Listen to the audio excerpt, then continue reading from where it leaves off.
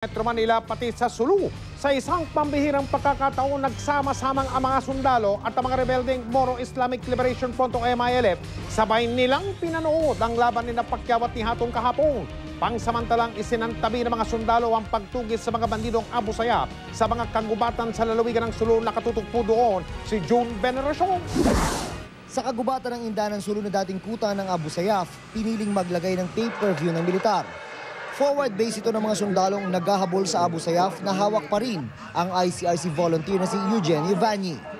Liblib man ang lugar pero hindi magpapahuli. May libreng popcorn ang mga manunood. May information number pa ang mga sundalo. Pero ang talagang tinutukan ng laban ni Manny Pacquiao at Ricky Hatton. Nabasag ang katahimikan ng gubat nang unang mapabagsak ni Pacman si Hitman.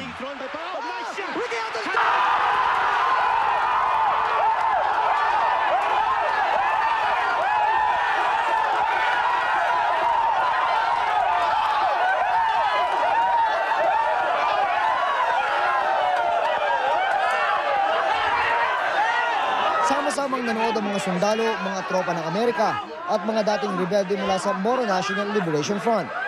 Sayang lang at inimbita rin namin yung Abu Sayyaf, hindi sila nakarating. Dahil kami dito nagkasundo ng mga Marines, lahat. Pinabigyan namin para magkasundo, nag-iisa tayo. Pagdating ng katapusan ni Hatton sa round 2, mas lalong nagkagulo ang mga sundalo.